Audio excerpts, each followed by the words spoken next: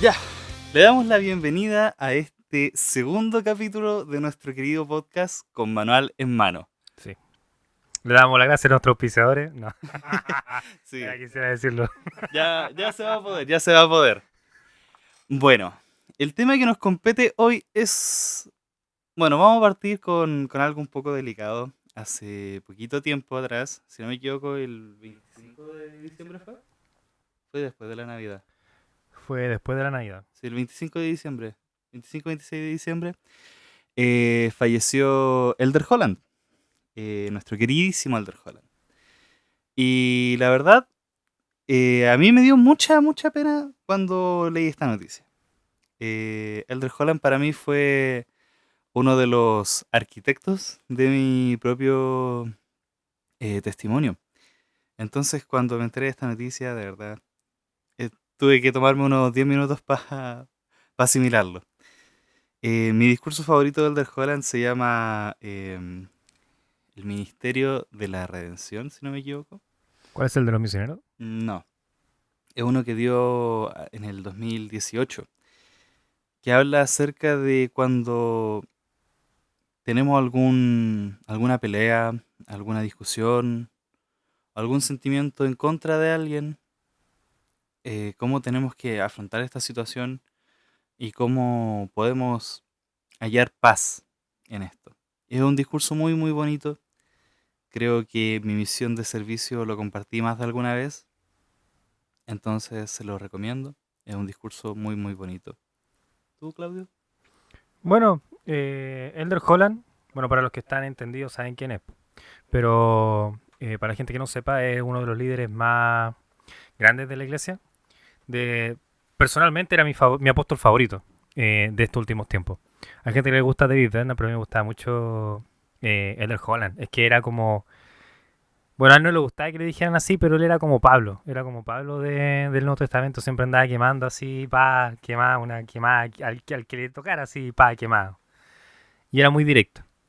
Entonces eso me gustaba de él. Siempre lo quise mucho porque sus discursos siempre han sido ricos en doctrina y ricos en otras cosas. Pero siempre que uno, o sea, no sé, yo los discursos que más he disfrutado han sido los del Holland, siempre. No solo por su forma de hablar, porque en inglés es bacán y bueno, en español siempre se pierde un poco con el compadre que traduce, con el doblajista, que no es mala suya, es que el del Holland es el del Holland, pues, nada que hacerle. Pero eso con él. Lo que decía, él era muy bacán, me gustaba mucho. Yo tengo hartos discursos favoritos de él. Eh, a mí me gusta sobre todo el del libro mormón. ¿Lo cachai ese? Mira, ese se trata, son dos discursos, ¿ya? Que se dan en conferencias distintas. El primero es el de la Trinidad, ¿ya? Y aquí el doblaje le juega muy mala pasada porque en español se llama Trinidad, pero en inglés se llama Godhead, que es muy distinto a Trinity, que es la forma de Trinidad que tienen los demás cristianos de creer en Dios, ¿cachai? Nosotros creemos en la Godhead, no en la Trinidad. Ahí lo explica. Muy buen discurso. Yes. Ah, Elder Holland era un capo. El del Jolan era bacán. Era Y el un... otro, el del Libro Mormón. El del Libro Mormón que dice eh, que literalmente la prueba es el Libro Mormón. Como uno lee el Libro Mormón y es la prueba de que el Libro Mormón es verdad. Es muy bacán ese discurso. Y eso. Ah, bueno, y otro que ahora está muy manoseado gracias a Más Fe, porque Más Fe empezó a publicar todos los discursos buenos que yo tenía ahí guardados del Holland que nunca le había compartido. Bueno, Sí. Bueno, en este podcast no somos haters de nadie, pero si tuviéramos que ser haters de alguien sería más fe. no, mentira. No, mentira.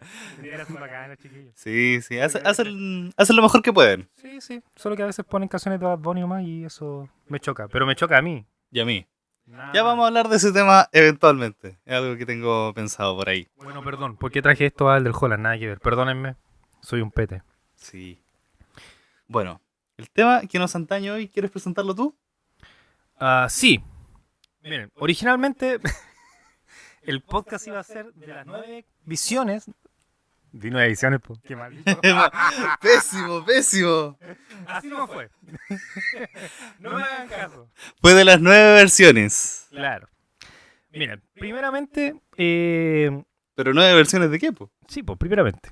hay una historia que se repite mucho en la iglesia, que todos se saben, todos, absolutamente todos en la iglesia saben, que es la primera visión de José Smith. El cómo él obtuvo esta ganas de poder saber cuál era la iglesia verdadera, eh, la gana de poder saber cómo tenía que obtener la remisión de sus pecados, etcétera. ¿Cachai? Esa historia en la iglesia todos se la saben, todos, todos, todos, todos, todos, todos, todos, absolutamente todos. ¿Ya? Sin embargo, no es la única versión que existe. ¿Ya? Y no es la única versión oficial que existe. ¿Ya? Porque también existen otras versiones. En total, existen unas 9 versiones distintas de esta primera visión, distribuida a lo largo de todo el tiempo que hubo, tanto cuando José Smith estaba vivo e incluso después de que José Smith hubiera muerto. 5 de ellas son escritos por terceros y 4 de ellas son escritas por él o dictadas a alguien que le escribiera el relato. ¿Sí? Sí, algunos de estos son cartas, algunos de estos están en diarios de vida. Pero bueno, el más usado, el que se encuentra actualmente, el José Smith de Historia. Pero no porque sea el más usado significa que es el más correcto. Entonces, es algo interesante que siento que vale la pena hablar Bueno, sentimos que sí, vale la pena hablar. porque muchas veces para atacarnos, por decirlo entre comillas, a la iglesia dicen, ya, pero es que cómo van a creer en alguien que tiene 9 versiones distintas de una misma historia. Y acá hay una pregunta muy importante que hacerse. ¿Ustedes han contado alguna vez una historia? ¿Una anécdota? ¿Algo que les pasó? ¿Algo que vivieron cuando eran chicos? Yo he contado muchas historias, tengo miles de historias. Pero yo creo que Claudio me ha escuchado más de alguna vez una historia que se le ha contado de una forma distinta. Claro, eso ocurre muchas veces. Y no quiere decir que todas las versiones estén mal o haya una versión correcta de la misma historia, sino que simplemente son momentos distintos, etcétera. Y eso es lo que queremos ir revisando más o menos en este capítulo de Con mano en mano. ¿Sí? No porque exista como contradicciones entre ellas, no porque haya eh, como controversia, sino que es solamente porque, primero, los mismos miembros de la iglesia no conocen estas cosas.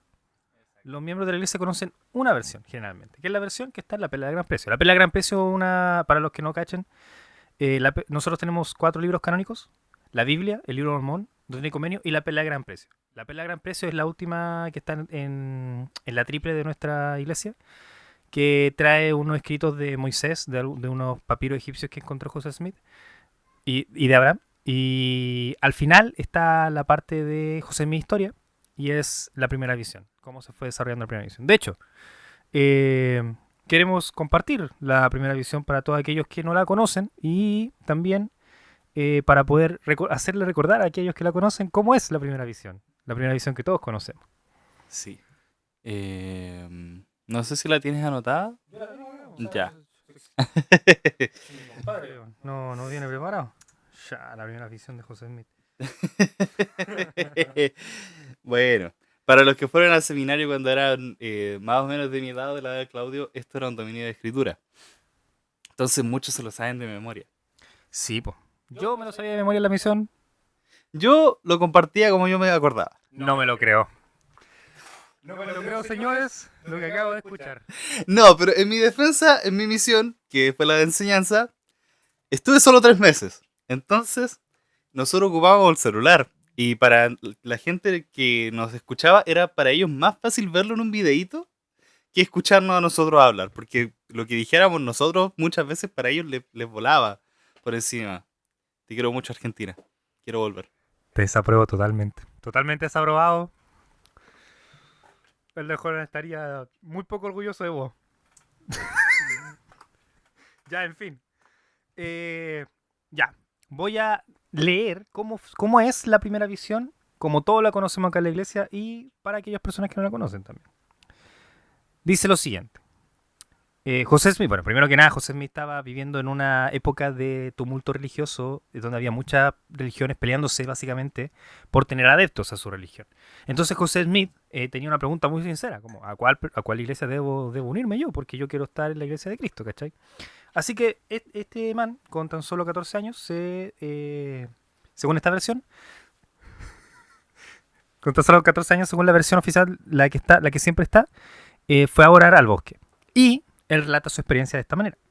¿La querés leer tú? Ya la leo yo, la leo yo. Dice, vi una columna de luz más brillante que el sol, directamente arriba de mi cabeza, y en esta luz gradualmente descendió hasta descansar sobre mí. Al reposar sobre mí la luz, vi en el aire arriba de mí a dos personajes cuyo fulgor y gloria no admiten descripción. Uno de ellos me habló llamándome por mi nombre, y dijo, señalando al otro, este es mi hijo amado, escúchalo. Perfecto. Esta es la versión que todos conocemos de la iglesia.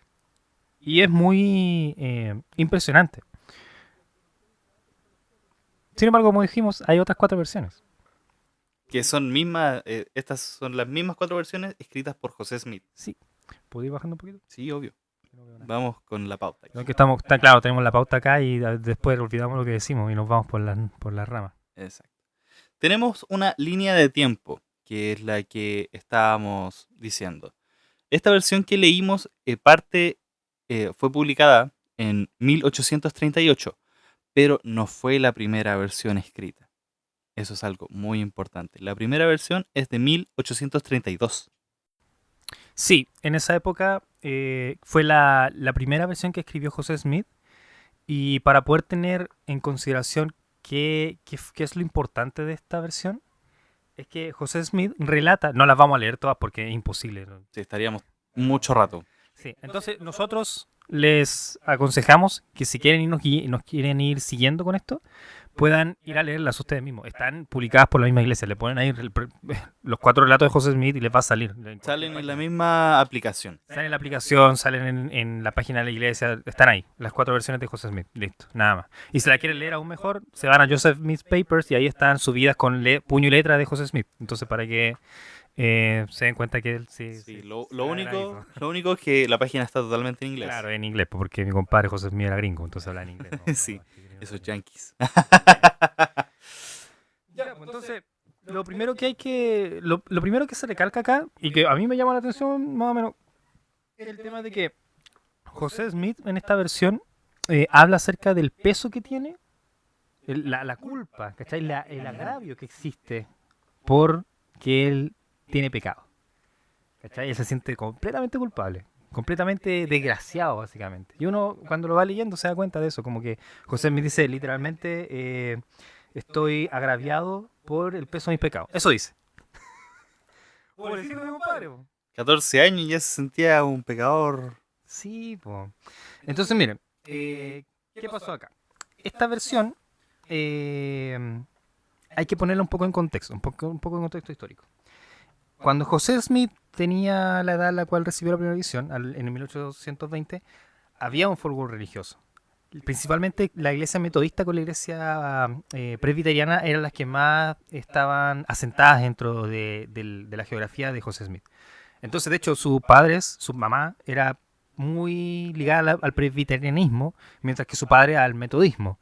Y él estaba ahí como en medio, como que se quería unir a esta, como que se quería unir a esta, entonces él estaba ahí investigando. Entonces, algo que sucedió mucho en ese tiempo era que las personas, al tener este fulgor religioso, querían pertenecer y querían ser perdonados sus pecados. Porque ese era el mensaje principal de toda la iglesia en ese momento, era que tú tenías que seguir a Cristo para que Él te pudiera perdonar tus pecados.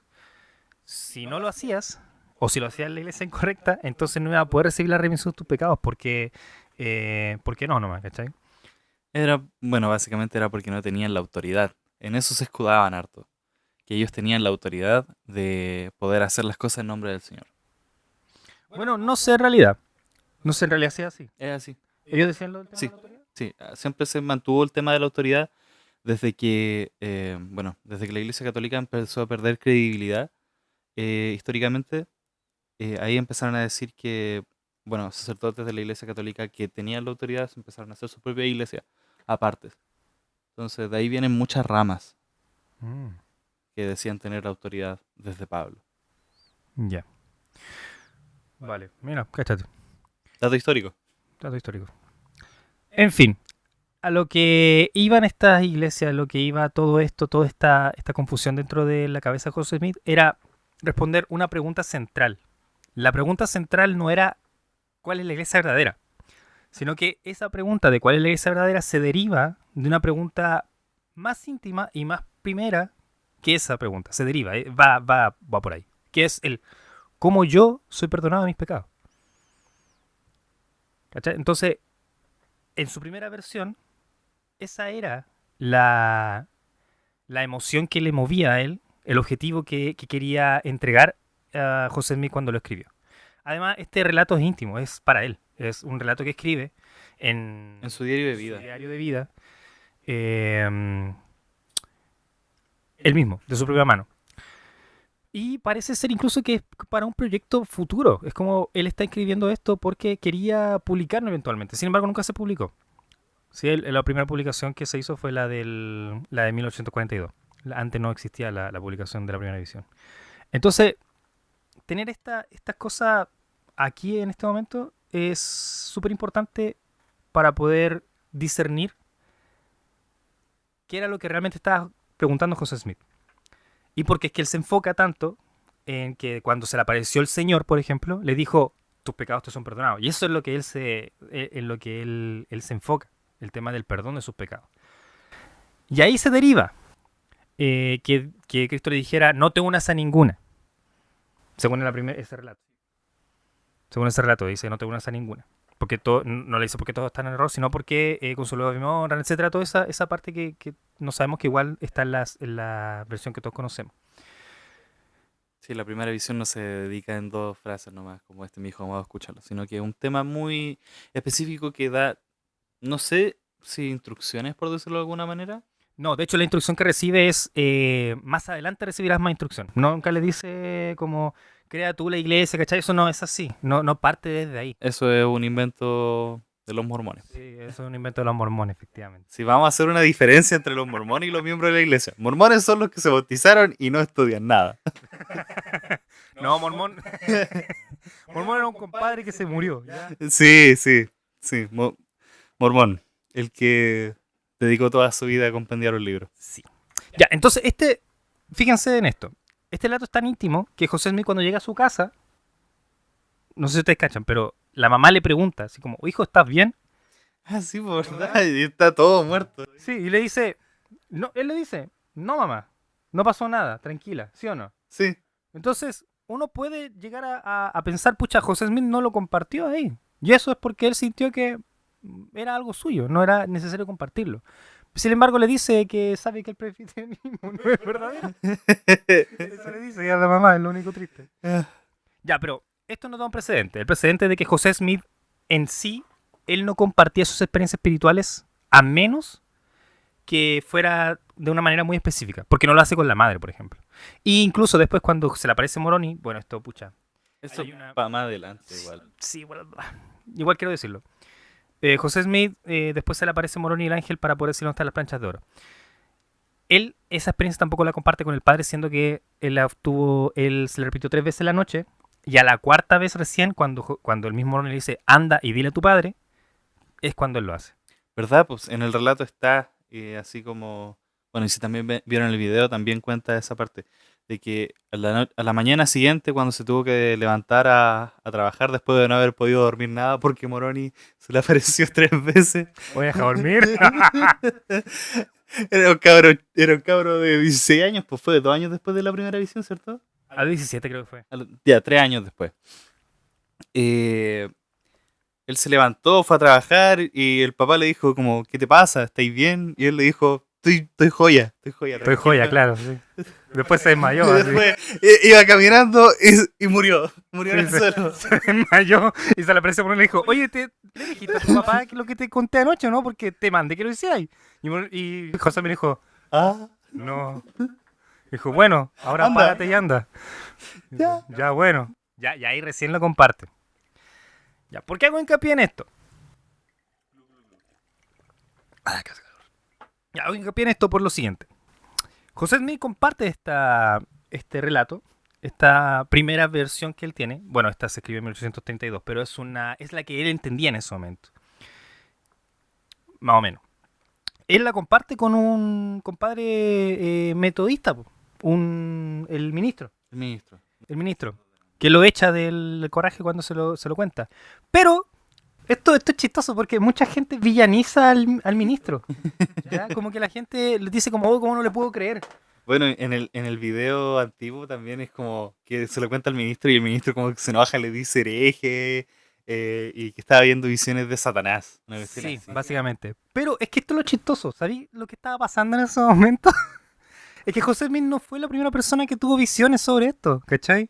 En ese tiempo existían muchas otras personas que decían tener visiones. Y lo que sucedía es de que las personas empezaban a enseñar como si Dios le hubiera dado autoridad para poder hablar de doctrina y cosas distintas, ¿cachai? De hecho, eh, hay una... ¿cómo se llama esto? Una revista evangélica en Connecticut de ese tiempo, de más o menos en 1810, por ahí, que está esa revista. Por ahí más o menos estaba esta declaración de la iglesia, ¿ya? Dice lo siguiente, para la gente que era protestante, ¿cachai? La gente normal, el común y corriente que vivía su día a día. Entonces decía, ninguna persona está autorizada por la palabra de Dios a publicar al mundo los descubrimientos del cielo o del infierno que supone haber tenido en un sueño, trance o visión. Si algo de esta clase debiera darse a conocer a los hombres, podemos estar seguros de que habría sido hecho por los apóstoles cuando estaban escribiendo la historia del Evangelio. ¿Qué quiere decir esto? Que entonces había mucha suspicacia por cualquier persona que dijera tener una visión, ¿ya? Porque generalmente cuando venían estas personas a decir, oye, sabes que tuve una visión, tengo que enseñar esto al mundo, generalmente eran cosas muy raras. Hay registros, de hecho, hay registros. Tengo aquí un registro de 1815 de Norrin Stern, que vio a dos seres que aparecieron, ¿ya? ¿Cachai? Después se descubrió que el loco estaba bien inventado. Eh, Otro loquito, en 1826, un predicador que había dicho ver a Cristo descender de un resplandor del cielo eh, y viendo que su resplandor era 10 veces mayor que el mediodía. Mucho después, en 1823, Asa Wilde dice que había recibido la visión de que toda la iglesia estaban corruptas. Entonces, esta cuestión no era algo que le había pasado a José Smith nomás. Pero se entiende que en ese tiempo las personas, la iglesia en general, las protestantes, estuvieran un poco suspicaces con respecto a cualquier persona que quisiera tener una visión. Porque podía mal encaminarla. Lo cual está bien, siento yo. No sé qué es lo que pensáis tú con respecto a eso. O sea, mira, yo entiendo este tema como, pucha, igual Estados Unidos recién estaba pasando por un despertar religioso importante, ya que recientemente habían sido liberados po, de todo este tema de los ingleses. Entonces hubo un despertar religioso por el mismo tema de ser protestante, el tema de querer desarraigarse de sus ataduras de los ingleses y del yugo que era la iglesia para ellos. Por eso, eh, este también un dato histórico, por eso el Protestantismo. lo que dice Claudio, Protestantismo. es una idea tan revolucionaria para ellos. Entonces cualquiera que dijera como tener una visión, bueno, aparte de que mucho se decía en ese tiempo de que Estados Unidos era una nación escogida por Dios para ser elevada sobre todas las demás, por esto mismo, de que ellos fueron los primeros en liberarse de este yugo opresor. Bueno, no lo decían en ese tiempo nomás. Eh, Tarado. Eh, Bueno, hoy en día también lo dicen, po. sí, Que le sí. diga. Este Claudio.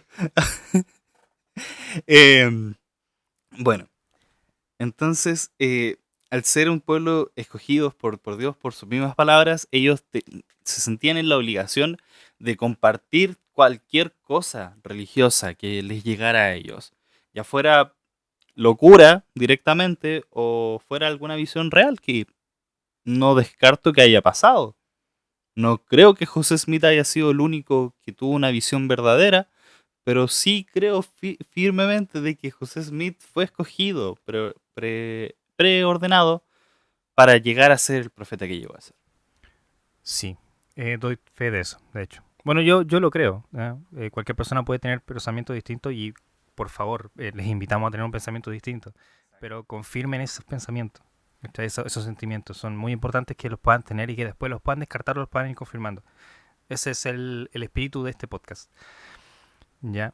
Entonces, bueno, volviendo al tema, que ya me fui, ya no fuimos para Roma, no me acuerdo Un de qué poquito. estamos hablando. Bueno, pasamos al segundo relato, po. No, no, es que no, todavía no termino con el primero. Ah, bueno, ya. Estábamos hablando de que José Smith no fue el primero en recibir una revelación. Ah, claro, sí, pues miren, hay otra cosa más con respecto a esto. Como José Minor el primero, había otra, no sé si, bueno, los miembros de la iglesia conocen este video que es justamente el que se está hablando el otro día, que es el de la gran apostasía del Robert Mason. Es muy bueno, deberían verlo. Que trata de Wilford Woodruff, de cómo él encontró la iglesia. Wilford Woodruff fue el cuarto presidente de la iglesia después de John Taylor, que fue después de Brigham Young, que fue después de José Smith. Entonces, este compadre, a él le decían el profeta Mason. ¿Por qué? Porque él tenía visiones de vez en cuando. Él tenía visiones de cosas que sucedían en el futuro que al final terminaban sucediendo. Él lo predecía y sucedía. Entonces la gente le empezó a decir el profeta Mason. Y él le compartió a Wilford Woodruff una sola visión en 1830, que fue cuando se... 1831, que fue cuando se organizó la iglesia. En 1930, un año después de que se organizara la iglesia. Y ahí a Wilford Woodruff le había dicho que había recibido una visión en el año 1800, 30 años antes, de que había como, estaba en un campo y habían muchos árboles, que de repente los árboles se secaban así, después veía que uno de los árboles se salía y salía un fruto y él justo cuando iba a agarrarlo se despertaba. Entonces él preguntó al Señor y él le dijo al Señor que eso significaba que las ramas, todos los árboles que estaban ahí que se pudrían eran como las iglesias del mundo, como las doctrinas del mundo. Y que esa que se levantaba era la que la que Dios iba a poner sobre la tierra, pero que lamentablemente él no iba a poder estar vivo para poder probarlo. Justamente Robert Mason murió poco después de encontrarle eso. Y no alcanzó a él encontrar la iglesia de Jesucristo de los Santos Últimos Días. Sin embargo, Wilford Woodruff sí lo hizo. Entonces, claro, ahí venimos como con este contexto de varias visiones distintas, de gente que tenía visiones, etcétera, y esta suspicacia de la iglesia metodista y presbiteriana por las visiones. Entonces, por eso es que se le habló tan fuertemente a José Smith de, oye, eso viene del demonio, ¿cachai? Sí, la gente era mucho menos abierta a recibir como revelaciones del cielo. Porque igual eran difíciles de diferenciar. Imagínense, ya, Robert Mason, bueno, según nuestra idiosincrasia, según nuestra como visión, Robert Mason tenía razón. ¿Sí? Robert Mason tenía razón. Y había otras personas, por ejemplo, Ada Wong, iba a decir, por la del Resident Evil. Alguien está jugando mucho Resident Evil Sí, últimamente. la chica que dije que había tenido otra visión también tenía razón. Pero no sé si es porque, yo personalmente no sé si es porque Dios se lo reveló o porque simplemente lo dedujo. Entonces, ahí está medio complicado. Yo no me quiero meter ahí, pero lo dejo ahí, lo tiro. ¿Cachai? No sé qué querías hacer tú con eso. No, simplemente, como dije, estoy seguro de que el Señor se le presentó a muchas más personas que solo a José Smith, pero que José Smith fue preordenado para llegar a ser el profeta. Claro. Pero obviamente el Señor quiere que todos lleguemos a su gloria. Entonces, ¿por qué en un momento de gran confusión no iba a empezar a sembrar semillas de un despertar religioso importante? Claro. Entonces, eso con esta versión de José Smith. La primera versión tiene que ver con perdón personal de los pecados, porque él estaba preocupado de eso. Su pregunta no era cuál era la iglesia verdadera, su pregunta era cómo yo obtengo mi propia salvación, porque ese era el discurso metodista y presbiteriano, el tener la salvación personal. Entonces, si José Smith, teniendo esa pregunta en su alma, de cómo yo voy a salvarme, sabiendo tanta iglesia, ¿a cuál tengo que unirme? Quiero saber eso. Era una pregunta muy, muy honesta. No, él no pretendía formar una iglesia. Él pretendía saber a cuál tenía que unirse para poder salvarse. Que era su pregunta. De hecho, bueno, ahí lo vamos a ver. Pero eso con respecto a ese relato.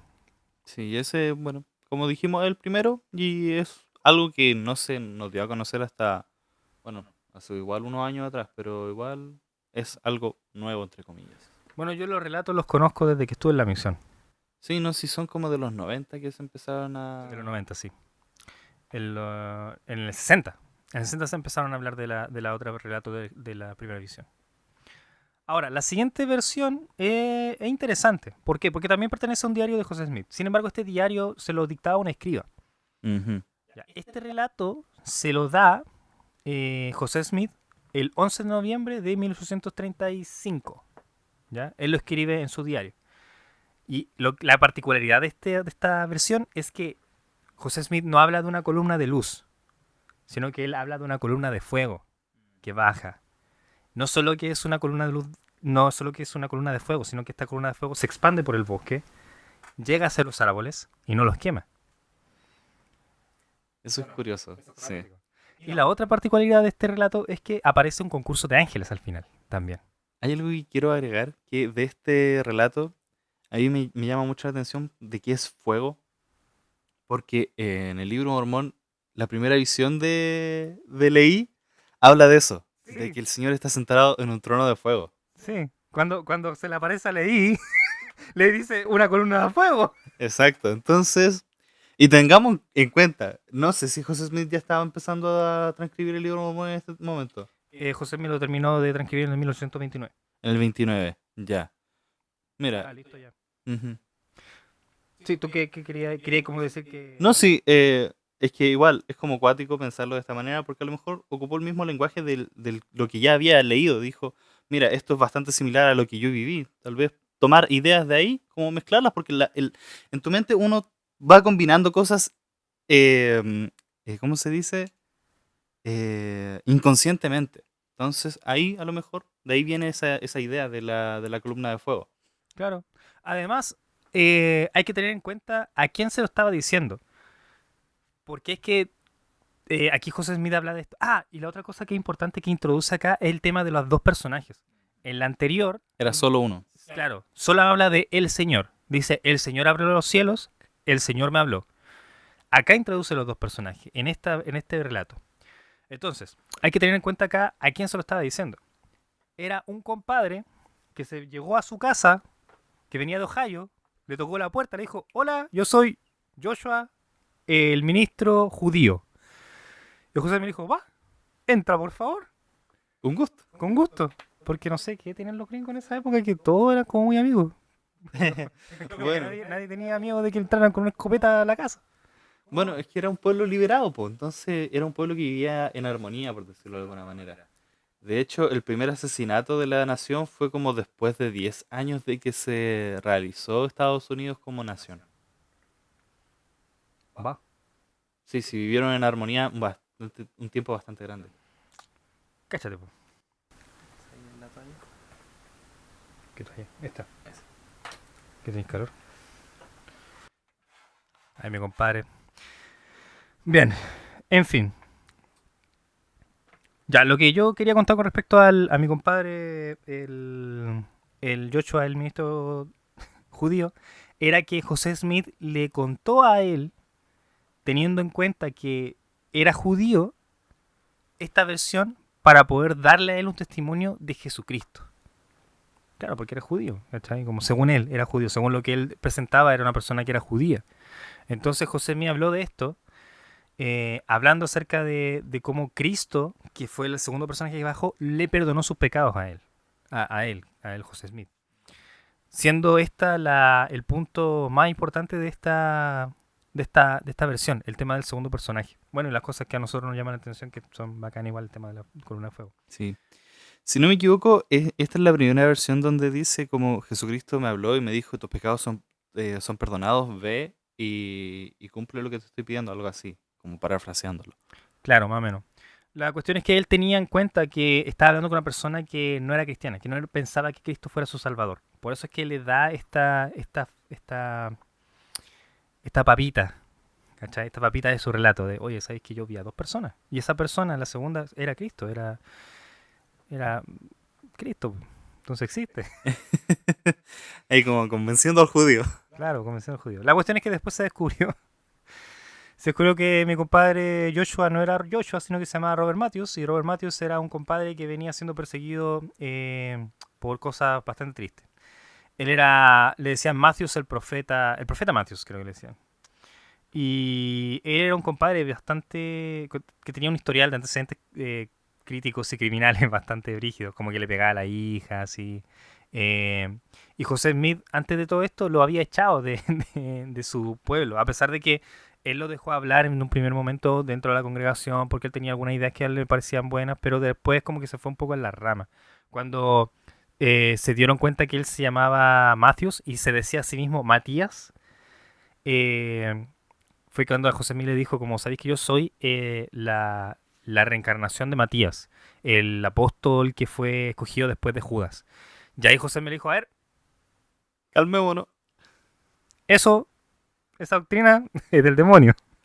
Por favor, vete de mi hogar. Más o menos, ya, estoy deseando. Pero más o menos fue así. José me le paró los carros antes de que empezara a decir como cosa. Y ahí después ya se dio cuenta de que realmente. Bueno, José Mil le dijo en ese momento que él estaba poseído por un espíritu de mentira, un espíritu del diablo, ¿cachai? Porque estaba diciendo esas cosas. Y el espíritu que él estaba enseñando a él era como un espíritu que no hablaba verdad, etcétera. Y ahí lo echó. Y después se dieron cuenta que realmente era un loco que estaba siendo perseguido. Entonces, cuático ahí, mi compadre, ahí, José Smith, un bio. Sí. La revelación antes de llegar a que pasara algo más terrible. Porque imagínate, si alguien es presentado por una autoridad que después anda diciendo yo soy la reencarnación de un apóstol de Cristo, es como, igual va a haber más de alguna persona que va a creerle. Sí. Aunque también es cierto que si se apareciera Jesucristo en el cielo diciendo hola soy Cristo, tampoco habría mucha gente que se creería. Entonces ahí depende de qué sería una señal para cada persona. Sí, pero igual, si Cristo se aparece en los Estados Unidos, Era muchos, gringo. muchos dicen que tiene que tener sus papeles al día o si no, no puede entrar. Sí, actualmente sí. Bien, eso con ese relato. A mí me gusta mucho por el tema del Pilar de Fuego y el tema de los ángeles. Bacán, Sí, como, oh, qué cuático. Pero solo aparece en esta versión. Aparece en esta versión justamente porque creo que quería simplemente darle un testimonio de la divinidad de Cristo. sí, además que mucha, bueno, en la doctrina judía, no sé si hay tenido la posibilidad de hablar alguna vez con un judío. No. Yo sí, en Argentina. ¿Ya? Ellos creen mucho todavía en la presentación de Dios con la zarza ardiente que se le dio a Moisés. ¿Como incorpórea? No como incorpórea, sino que con ese tipo de gloria. Entonces ellos siempre ven a Dios como que Él no emana calor, pero sí tiene una gloria de fuego. Ah, entiendo. Y algo Bueno, que se cree mucho. No sé si es algo que creen más los jóvenes o los mayores. Hablé con jóvenes y mayores allá. Y se dice mucho de que tiene una gloria de fuego. Entonces también tiene mucho sentido que Leí lo viera así y que José Smith, si estaba hablando con un judío, lo dijera. le dijera que era una columna de fuego. Claro. Igual es una forma de hablar del tema, porque eh, igual las palabras para tener una experiencia, para poder hablarse con una experiencia espiritual, las palabras no son suficientes. Incluso para nosotros mismos, bueno, aquí me voy a poner un poco psicoanalista. Dale. Incluso para nosotros mismos hay muchas vivencias que al no poder ser tramitadas en palabras, en texto, en vocablo, en significantes, se quedan dentro de nosotros. Y eso es lo que al final nos termina provocando síntomas. Entonces, para una experiencia espiritual, uno trata de ponerle palabras que al final nunca van a abarcar todo porque es una experiencia espiritual. Incluso con una experiencia normal, nosotros cuando queremos transmitírsela a alguien, buscamos las palabras que mejor corresponden en esa ocasión, pero no quiere decir que vaya a poder transmitirle todas las sensaciones, todo el momento, todas las emociones pertinentes a la experiencia propia mía, subjetiva, para que la misma persona pueda vivirlo o experimentarlo o entenderlo como lo entiendo yo. Exacto. Entonces, una columna de luz o una columna de fuego hacen alusión a la misma, solo que representado de manera distinta, por la misma significante, por las mismas palabras. Dejándolo en palabras simples, por ejemplo, a veces un chiste a ti te va a hacer mucha gracia y cuando lo cuentas de nuevo, no vayas a hacer reír a nadie porque no es lo mismo. Muy buena analogía. Entonces, eso. Vale. Bien. Pasamos al siguiente relato, que nos vamos a saltar aquí, el que vean al siguiente, porque ya lo leímos, que es el de 1938, 1838. Y vamos a pasar directamente al de 1842. Ok. Bien. El de 1842 es un relato. Ya, mira. Aquí habían dos personas. Uno que se llama. Lo tengo acá anotado, un momentito. George Barstow, ¿ya? Que tenía un amigo que se llamaba John Wentworth.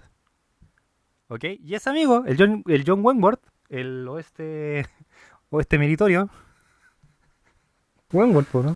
Sí, O no, vamos mereciendo. sí, Wentworth. Sí, Algo ya. así. Este hombre con su Ya, analogía al mi español. compadre John Wentworth, él era amigo de José Smith, po. Entonces George Barlow le dijo, oye, compadre, ¿sabes que yo estoy escribiendo un libro? Un libro de New Hampshire, que es el lugar donde estaban ellos, ¿cachai? Y es un libro de la historia de New Hampshire. Y necesito un relato de tu amigo el José Smith, po, ese loco que hizo una iglesia. ¿Tú crees que le voy a pedir a tu amigo José Smith que me escriba a mí un pequeño relato de cómo empezó toda esta cuestión y la tercera para ponerlo en mi libro, po? Y lo bacán es que José me dijo, claro, Por supuesto, por supuesto. yo feliz. Ya, y esto es interesante, ¿por qué? Porque en ese tiempo, esa editorial de George era una editorial que no era de la iglesia. Entonces, para José Smith y para la iglesia en general, este lugar era algo muy... Era una oportunidad única.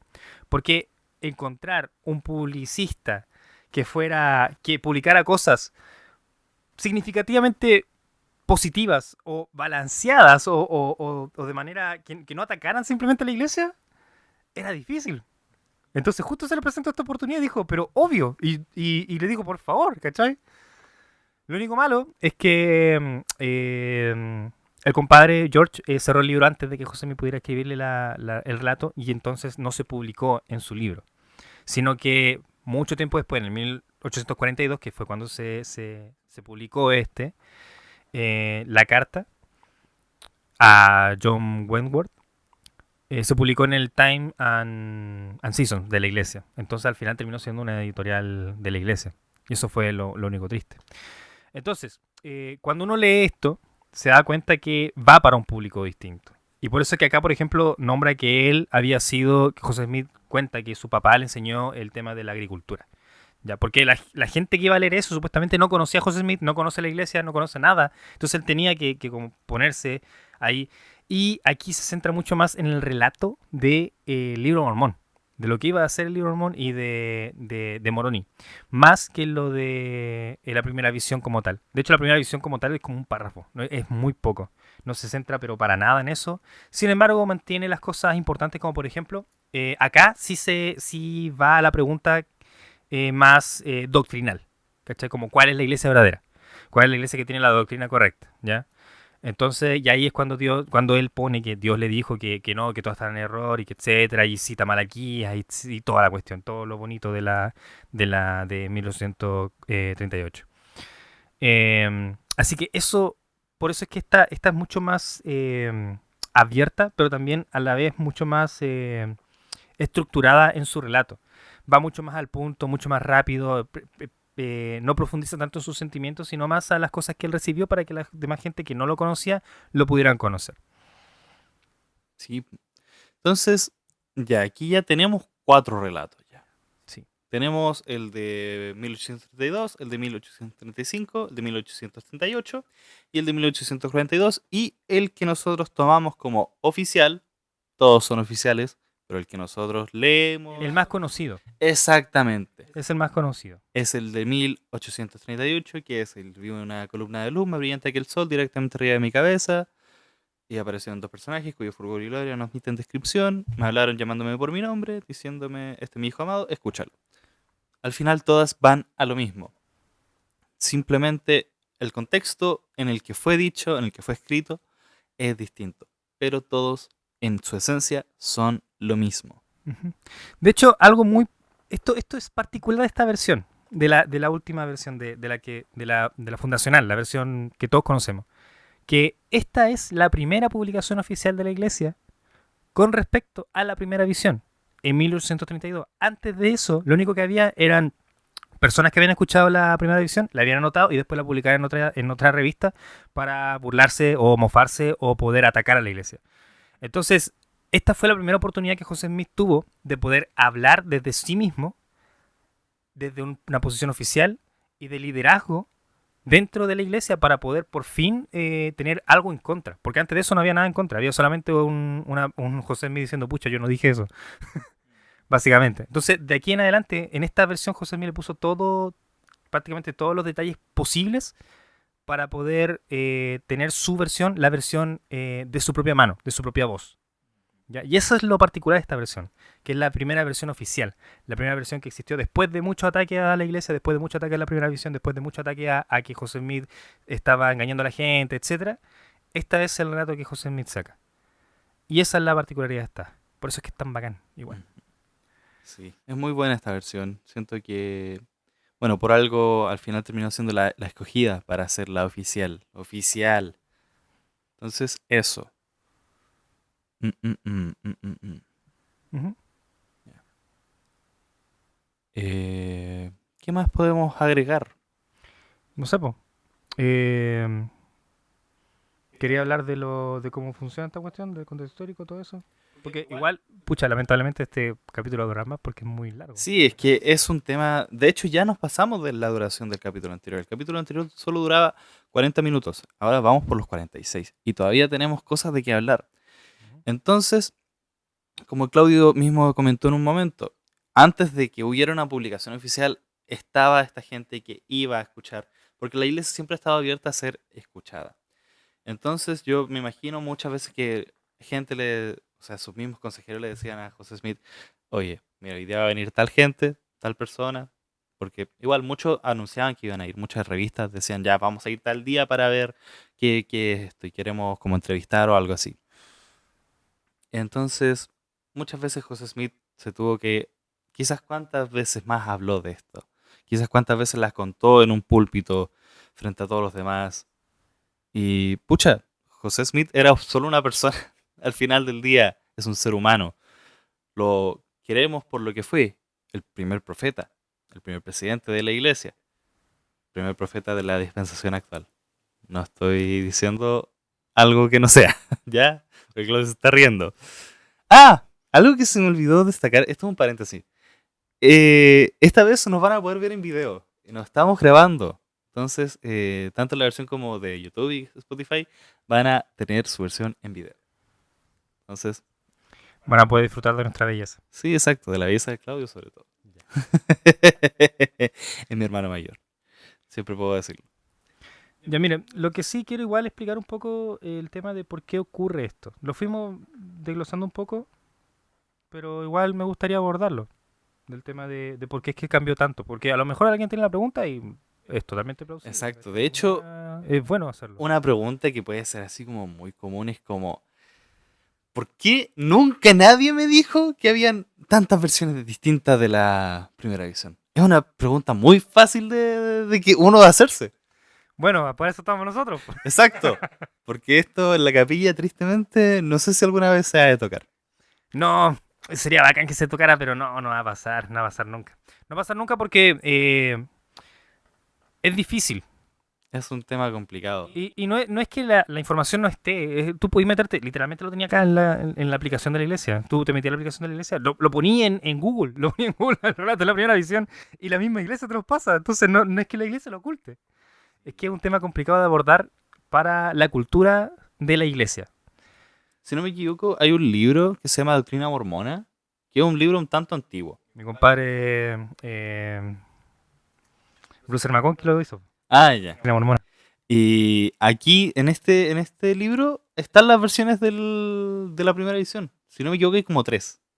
Sí, hay como tres. Oh, Que mira. habla acerca de esto. En Doctrina Mormona. Doctrina Mormona por el nombrecito. Oye, fue culpa de Bruce McConkie. Eh, pero desde hace tiempo, estamos diciendo, hay más de una versión. La, la históricamente, como que es la de 1938, ya lo dejamos bien en claro. Pero aún así, es un tema que tristemente no se toca porque genera dudas. Cuando gente, miembros y no miembros, leen el libro de Doctrina Mormona y Bruce R. McConkie está hablando de que hay distintas versiones, mucha gente dice, ah, hay más de una versión, entonces esto significa que es falso. Claro, y nada que ver, pues. No, de hecho, esto va en contra totalmente de lo que es el principio de la iglesia, el principio de pensamiento de la iglesia. El principio de pensamiento de la iglesia es como, oye, existe la verdad, ¿cierto? Existe toda esta versión distinta de la verdad. Pucha, veámosla todos cómo se unen. Y lo que no sea verdad se va a descartar por fuerza. Va a decirse como, no, no puede ser verdad, ¿cachai? Porque hay algo que no calza simplemente. Se descarta por fuerza.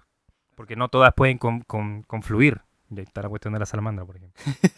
Un foreshadowing. Ya, bueno. Foreshadowing ¿Quieren para que más hable de la adelante. salamandra? Hablo de la salamandra. Un foreshadowing para más adelante. Mi compadre aquí es experto en la cuestión de la salamandra. Es que es un tema muy interesante. Pero, por ejemplo, conservando esta idea de que todo lo que es verdad, sea donde sea descubierto, es verdad, lo vemos en... Esto fue un discurso del presidente Nelson, que falleció también. Presidente Nelson. Él nos dijo directamente, nosotros creemos en toda la verdad, ya sea dicha por una voz en los cielos o descubierta en un laboratorio. Entonces, por ejemplo, una de las cosas que otras denominaciones no aceptan como verdad es el tema de, por ejemplo, la evolución. Efectivamente. Y nosotros también pecamos en algún momento de eso, gracias a mi compadre Bruce R. McConkie. Bruce Ramaconqui, a pesar de ser un iluminado y un ilustre del evangelio, era bien cerrado. Sí, pecó de iluso. Pecamos de iluso en ese tiempo. Afortunadamente ya no somos así. Entonces nosotros creemos que hay verdad en la teoría de la evolución. Tiene que haberlo, tiene que haber... Los periodos de los 7 días no fueron 7 días de 24 horas, fueron periodos de tiempo, no sabemos de cuánto tiempo fueron. Claro. Entonces, claro, volviendo a la idea, simplemente lo que es verdad va a ser verdad independientemente de cómo lo Exacto. mires. Si lo miras desde acá y desde acá, estás describiendo la misma verdad, solo que desde puntos de vista distintos. Si es que logramos hacerlas conjugar, va a seguir siendo verdad. Entonces, eh, por eso es importante que estas cosas se conozcan, que todos los miembros sepan que hay más versiones, no por decir, porque como la iglesia lo oculta, primero la iglesia no lo oculta, segundo están ahí y tercero sirven para poder tú ver cómo evoluciona la historia, porque la experiencia, la forma en la cual José Smith lo cuenta cambia. Y no cambia de maldad, cambia porque así funciona nuestra mente, así funciona la historia, así funciona el contexto, la audiencia, etcétera. Exacto. Sería incluso más sospechoso al pensar de que esto puede ser una mentira si es que José Smith siempre hubiera contado la misma historia. Ujú. Alguien podría decir, pucha, pero si en un juicio un testimonio cambia muchas veces, es poco creíble. Claro, po, justamente, es cierto, pero ese es un contexto de juicio, es un tribunal. Evidentemente, si cambiáis tu versión de los hechos en un tribunal, al ser un contexto de tribunal, no podéis cambiarlo, ¿cierto? En cambio, acá son diferentes contextos. Es un contexto con una persona, un contexto íntimo, un contexto para la iglesia y un contexto para personas que no son de la iglesia. Totalmente distinto. Si hubiera un contexto de tribunal y en el contexto de tribunal ahí lo cambia completamente, entonces, pucha, hay que ver qué pasó, ¿no? Entonces, hay contextos distintos. Afortunadamente, existen contextos distintos, por lo tanto, relatos distintos, pero al no ser los mismos contextos, los relatos no se contradicen. Entonces son bacanes, sirven para poder analizar mejor cómo es que lo vivió. Porque, bueno, también cuando reconstruye su propia memoria, siempre pasa a llevar cosas. Uno nunca recuerda, personalmente, y esto es psicología, ¿cachai? Uno no recuerda las cosas de la misma manera en la cual lo vivió. Eso no es posible. Porque uno recuerda las cosas de acuerdo a cómo está viviendo ahora. Entonces, si yo trato de recordar algo de mi misión, por ejemplo, la voy a entender de la manera en la cual estoy viendo yo las cosas ahora, no en la manera en la cual las viví en ese momento. Por ejemplo, yo recuerdo mucho una cuestión que me dio cuando estaba muy triste en la misión. Recuerdo el haber leído Elaman, no, Tercer Nefi, que hablaba de Elaman, cuando Elaman decía, ojalá mi comisión hubiera sido la del pueblo Nefi, que eran todos obedientes y buenos, pero bueno, yo le tengo misión en la manita y esa es mi comisión, pues y era. Y yo dije, eso es para mí, en ese momento. Ahora yo lo recuerdo y evidentemente lo acabo de contar de una manera muy distinta como lo viví. Porque en ese momento era otra cosa. Y así funciona la memoria simplemente. Exacto. Por ejemplo, también de un relato, por ejemplo, algo que a mí también, volvamos al tema de la misión. Algo que a mí me marcó mucho fue la penúltima entrevista que tuve con mi presidente de misión, que fue cuando él me dijo, Elder Leiva, después de haberlo orado con el Señor, haberlo analizado, haberlo visto con sus líderes locales, Yo opino que lo mejor que usted puede hacer es cambiar su misión de enseñanza a una misión de servicio. Y actualmente lo recuerdo así, pero también hay otro contexto en el momento cuando se los conté a mis papás. Fue un tema muy distinto. Fue como me van a mandar a la casa porque estoy muy mal. Eh, no fue porque mi presidente estudió, no fue por esto. Las cosas, las prioridades de la mente se van ordenando de forma distinta. Pasando el tiempo, pasando una historia que te marcó, te va a marcar de cierta forma distinta cuando lo cuentes distinto, cuando estés viviendo una situación distinta. Tu contexto va a variar y por eso varía la historia, pero no quita el hecho de la forma en la que lo viviste. Ujú. Y eso tiene que ver con tu propia identidad. Tú vas formando tu identidad a través del relato que te va haciendo de tu vida a ti mismo. Entonces, si tú, por ejemplo, tienes este relato, pucha, esto se ve mucho, en psicología donde las personas tienen un relato donde siempre son la víctima, por ejemplo, esto en psicología humanista es muy es donde más se trabaja el tema del relato. Porque si tú empezáis, te das cuenta de que el relato, por ejemplo, va a un relato victimista, puedes invertirlo y hacer que el relato sea de otra manera, sea un relato de superación o sea un relato de dificultades, pero resiliencia. Y si tú haces ese cambio interno, entonces la identidad cambia y por lo tanto los recuerdos también cambian. Entonces cuando tú cuentas eso después, no lo vas a contar de la misma manera como tenías tu identidad antes, tu relato anterior, tu relato de insuficiencia. Entonces, nosotros no somos la misma persona a los 20 años, a los 30 años, a los 40 años, de un año para otro somos distintas personas. Y eso también va cambiando a medida que uno va relatando el relato nuevamente. Exacto. No sé si alguna vez ustedes han tenido que ir al psicólogo, pero al menos mi psicólogo siempre me dijo, lleva un diario de cómo vives tus cosas ahora. Lleva un diario de cómo vives tal día, cómo vives tal emoción, y después de un año léelo de nuevo. Y vas a darte cuenta de que en tu mente no eres la misma persona que escribió en esto. Y vas a tener una forma distinta de recordarlo de cómo lo escribiste en el tiempo. Entonces, a eso vamos. El tema de las diferentes versiones de la primera visión no lo invalida para nada. Lo enriquece, de hecho. Lo hace más humano, porque si fuera mentira, bueno, las mentiras se pillan por los detalles, ¿no? Los detalles que no son, que se repiten o que se van recordando y después cuando queréis como retroceder al pasado no funciona, se van pillando así. Pero si fuera mentira sería más consistente, de hecho, porque no pertenece a su identidad, ¿cachai? No pertenece a su estilo de vida, a que tuvo una experiencia que fue esto en psicología. Bueno, el Claudio es psicólogo, por eso se va al tema de la psicología. Esto en psicología se llama reconstrucción del relato, que es cuando tú tienes una experiencia que cuando eras muy chico no tenías idea de cómo llamarla y en el futuro ya adquieres tú ese lenguaje y por lo tanto la experiencia se revive y como se revive la puedes transitar, la puedes metabolizar. Ya eso es parte de la vida también. De hecho así parte muchos traumas. Si no lo transitas, es un trauma que te va a Si no acompañar. lo transitas, si no se convierte en palabras, si no lo puedes transformar en lenguaje, entonces eso queda dentro de ti.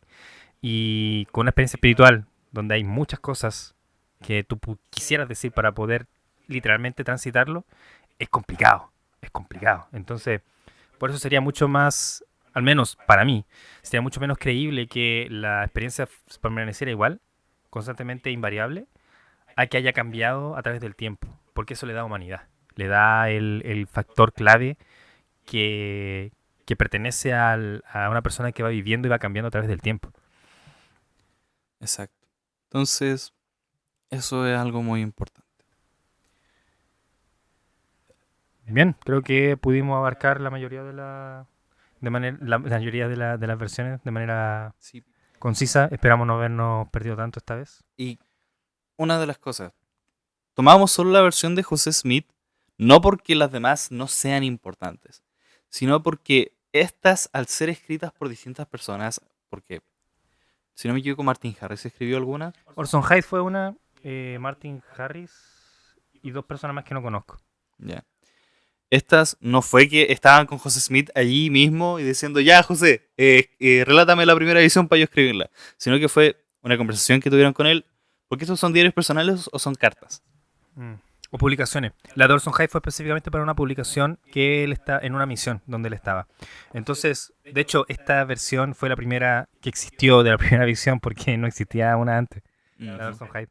Sí, pues, eso fue Para que eso. sepan, Si no me equivoco, la de Martin Harris fue una carta. creo. Pero la cuestión es esa. Al menos a mí, a nosotros, nos hubiera encantado poder abordarla. Pero pucha, nos demoramos 1 hora en las primeras 4. Pues imagínense, Exacto. le ponemos 5 más. Sí, yo creo que a lo mejor algún otro día, con más estudio de estas otras versiones, podríamos tomarlas. Como volver a tomar este tema de las distintas versiones, porque no dejan de ser importantes. Y no sé, en un momento el Claudio habló de la salamandra blanca y es un tema que yo he estudiado harto, porque a mí me gusta mucho la historia. Y esto fue un tema que dejó en jaque a la iglesia. Fue bacán. Fue un Me dejó jaque a mí cuando lo escuché. Ay, ¿qué? No escuché, no sabía de esto. bueno, ahora sabemos por qué no sabíamos del tema. Fue que hubo un tipo que en una triple muy antigua. No, pero déjalo para más adelante. Ya, bueno, sí. Cliffhanger ahí. Ya, bueno. En algún momento hablaremos del Sí. tema de la salamandra blanca. Para los que cachan, cachan. Y los que no cachan vienen después a escucharlo. Exacto. Y si quieren estudiarlo, también hay un documental en Netflix. Muy bueno. Es muy bueno. Sí. Pero eso, espero que se haya podido quedar claro. Y si no, bueno, también nos dicen igual si somos terribles. Exacto. Como Estamos. dicen esto todavía. Este es el segundo capítulo El recién. segundo capítulo. Pero a mí me gustó mucho investigar todo esto. Es fue muy entretenido. interesante. A pesar de que yo ya conocía las versiones, pero yo también tenía hartas preguntas con respecto a esto y hacer el análisis así como lo presenté. Me ayuda bastante a poder responder algunas preguntas que tenía personales, que no voy a compartir en un... Son personales. Exacto. Bueno, Claudio tiene algunas opiniones bastante funables. No, mentira, estoy molestando. Bueno, sí. Pero bueno, siento que igual eso es como algo de la dinámica que podemos tener acá. De que Claudio y yo, a pesar de que somos hermanos y crecimos en contextos iguales, porque somos hermanos y hemos vivido toda la vida juntos, tenemos formas distintas de ver el Evangelio y de vivirlo.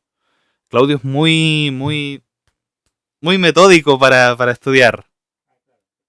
Para estudiar, sí, ya no es así, porque si no sería un fariseo de porquería y yo lo odiaría. Yo no soy fariseo, de hecho soy lo menos fariseo que hay.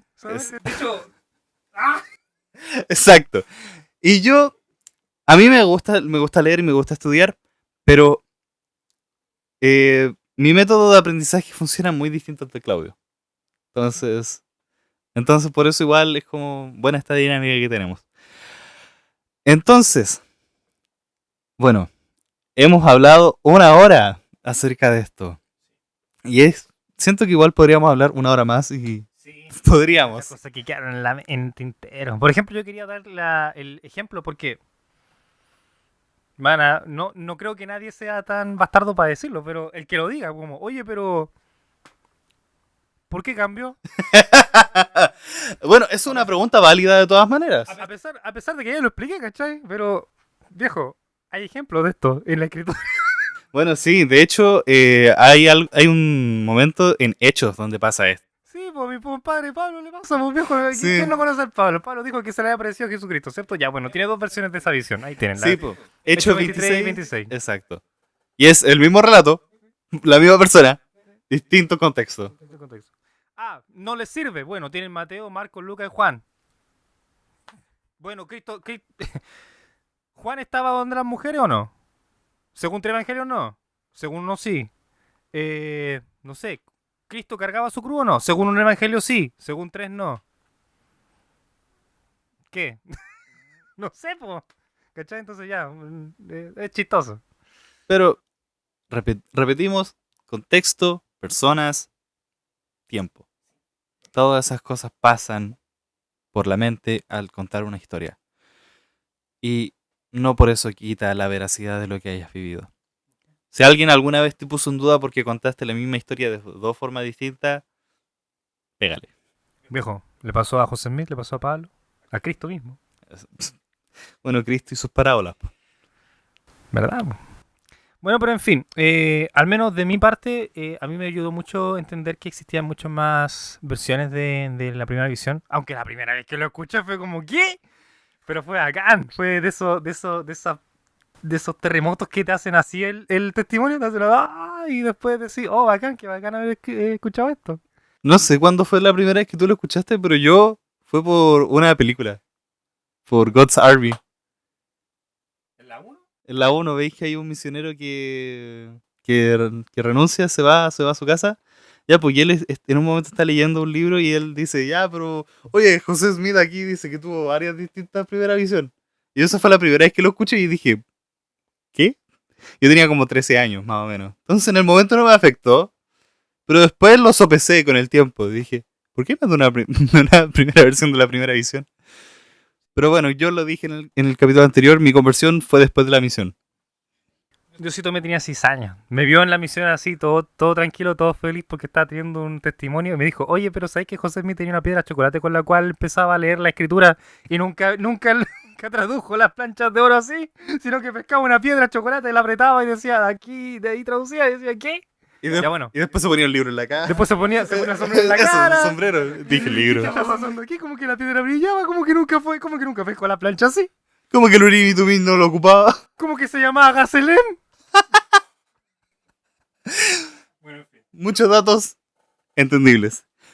Siento que ahora vamos a la parte que más trajo gente el podcast anterior. Algo que a mí me llamó la atención de que mucha gente me lo comentara. Sí, a mí me lo comentaron harto. Y es la sección José Smith lo sabía. José Smith lo sabía. Bro. Es muy bacán. ¿Cuál es el tema que nos va a decir hoy día, Claudio? Miren, tengo un nuevo José Smith lo sabía. Uno muy bacán, de hecho. Para que sepan. Bueno, mucha gente crítica de la iglesia en la época cuando José Smith escribió su libro, el llamado Libro de Mormón. El libro de José Smith. El libro de José Smith, pues sí, el libro de José Smith. Que le puso mormón porque si le ponía José Smith se le caía el tiro. Sí, porque iban a cachar el tiro que era suyo. Entonces dijo, ya, libro de mormón. Ya, ahí hay dos personajes. Hay dos personajes a los cuales le pone el mismo nombre, exactamente el mismo. Que el nombre era Alma.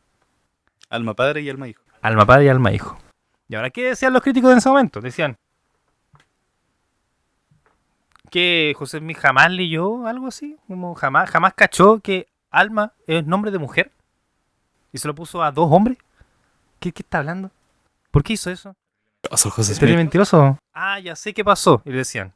Lo que pasó es que a José Smith, como se junta con puros protestantes y puros locos así metodistas, entonces probablemente ahí escuchó la palabra, el nombre Alma, y él pensó que era un nombre de hombre, entonces lo puso ahí en su libro, para poder poner nombre israelitas, poner nombre hebreo, le puso Alma.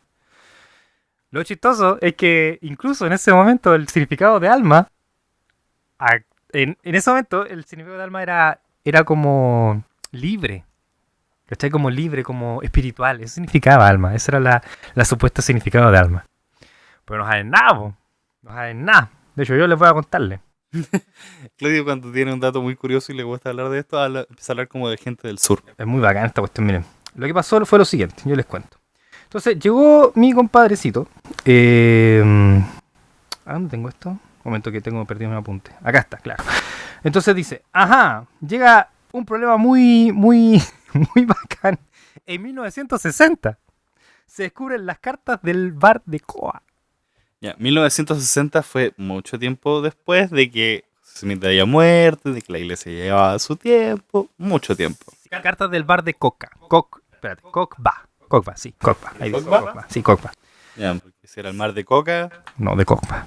Ya, y aquí son unas cartas del mal muerto, ¿ya?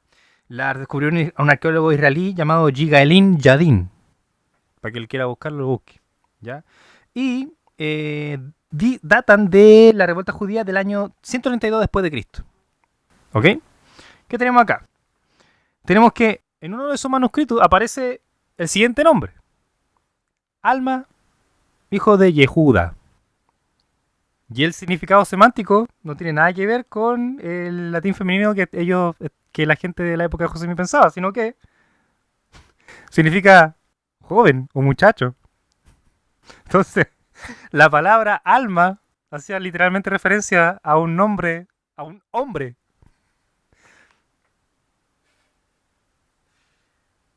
Entonces, estos escritos que salieron en 1960, como 120 años, 140 años después de José Smith, 130 años después de José Smith, después de la publicación de su libro, comprobó que realmente el nombre de Alma era nombre de hombre. Cáchate, po. Y José Smith lo sabía. Pero José Smith en ese momento lo sabíamos. Lo sabía, pues era muy capo. Era capísimo. Entonces, aquí está. Yo creo que lo que pasó fue que José Smith fue a ocultar esos escritos allá. ¿Cachai? Y los tenía en su posesión. Los tenía acá. ¿Cómo lo habrá? No sé. Hay un ángel. Un ángel. Se los trajo.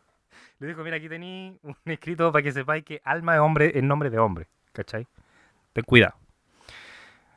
Así que dijo, ya, pues voy a ponerle Alma a mis dos personajes principales del libro de Mormón. Bueno, del libro más largo. Del libro más largo del libro de Mormón. Alma hijo y alma grande. Y ahí quedó, pues. Eso, o simplemente está en las planchas de oro. Y la leyó literal. Ahí, Bueno, con su piedra. con la piedra ahí en el sombrero. Claro, obvio. Así que eso, yo no sé. Lo que sí sé es que José Mil sí lo sabía. Lo sabía. Da lo mismo de qué fue, pero José Mil sabía que ese nombre era de hombre y lo puso ahí en su libro. Y ahí. Era muy choro, José. Era choro nomás, pues, sabía. Y eso. Y bueno, Ese era el datito. y con esto ya llegamos al fin de nuestro segundo capítulo. Un capítulo mucho más ambicioso que el primero, pero siento que es un tema mucho más importante. Sí, no saben nada del tercer capítulo, también es terrible ambicioso. El tercer No lo capítulo, habíamos pensado. Ahí lo van a cachar. bueno, ¿Hacer un foreshadowing? sí, quiero como que se... Vamos a hablar de un personaje totalmente ignorado por las escrituras, pero ignoradísimo. María Magdalena. Sí. Y mal interpretado por la Iglesia Católica, lamentablemente. Sí, pero todo tiene un contexto histórico, ¿ya? Entonces vamos a hablar de María Magdalena y voy a ver si me puedo conseguir un invitado. Ah, mira eso.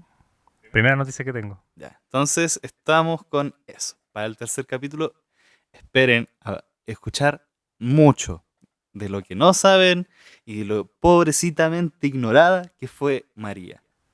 Estoy ansioso, porque este tema no sé tanto. Yo he estado semanas investigando. Qué bueno. Bacán. Me gusta el podcast. Espero que les guste también. Entonces, eso. Muchas gracias por escucharnos hasta este punto. Sé que un podcast de 1 hora 20 más o menos puede ser largo. Pero es domingo. Lo vamos a publicar un domingo. Es domingo. Y es un día de alimento espiritual. Sí. Denle gente. Agradecemos mucho a los que se hayan quedado hasta acá. Y si es que se quedaron hasta acá, quiere decir que entonces les pareció interesante, lo cual es un logro. Exacto. Así que bacán. Le agradecemos mucho si es que llegaron hasta acá por escuchar también el segundo capítulo. Si no escuchó el primero, vayan. También es muy interesante. Vamos a estar ahí muy agradecidos y muy abiertos a que nos den feedback porque lo necesitamos. Sí. Cualquier crítica positiva, negativa, idea, lo que se le venga a la mente. Preguntas también, cosas, incluso cosas que quisieran que pudiéramos hablar eventualmente. Porque nosotros ya tenemos una pauta de las cosas que queremos hablar. Tenemos varios episodios, de hecho. Pero en una de esas, si es que ustedes tienen alguna pregunta, ahí sabemos dónde meterla y ahí la contestamos. Exacto. Entonces, eso. Agradecidos estamos y los queremos mucho. Sí, sean felices. Vayan a la iglesia, a la que sea. Lo importante es que mantengan su fe. Eso. Besito para todos. Chao, chao.